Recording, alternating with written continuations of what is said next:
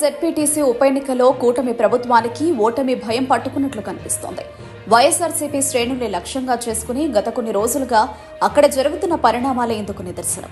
ప్రశాంత వాతావరణంలో గనక పోలింగ్ జరిగితే ఓటమి ఖాయమని భావిస్తున్న అధికార టీడీపీ ఎప్పటికప్పుడు కుట్రలకు కుతంత్రాలకు తెరతీస్తోంది.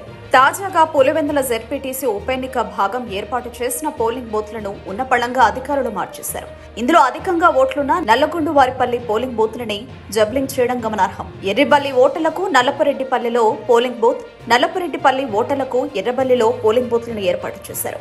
దాదాపు 7,000 ఓట్లు ఈ నిర్ణయంతో ప్రభావితం కానున్నాయి. అయితే ఓటర్లను పోలింగ్ బూత్ల వద్దకు రాకుండా చేసేందుకే టీడీపీ నేతలు ఈ కుట్ర పన్నారంటూ వైఎస్ఆర్సీపీ అంటోంది. ఎటువంటి సంప్రదింపులు లేకుండా నామినేషన్ల సందర్భంగా ఇచ్చిన పోలింగ్ బూత్ల లిస్టును మళ్లీ ఎలా మారుస్తారని ప్రశ్నిస్తోంది. బూత్లు మార్చేటప్పుడు రాజకీయ పార్టీలతో సంప్రదించాల్సిన బాధ్యత ఎన్నికల కమిషన్ కుంటుందని, కేవలం అధికార పార్టీకి లబ్ధి చేకూర్చేందుకే ఇలా బూత్లను మార్చారంటూ మండిపడుతున్నారు. ఎలాంటి సమాచారం లేకుండా పోలింగ్ బూత్లను జంబ్లింగ్ చేయడంపై ఎన్నికల కమిషన్ కు ఫిర్యాదు చేసేందుకు వైఎస్ఆర్సీపీ అభ్యర్థులు సిద్ధమయ్యారు.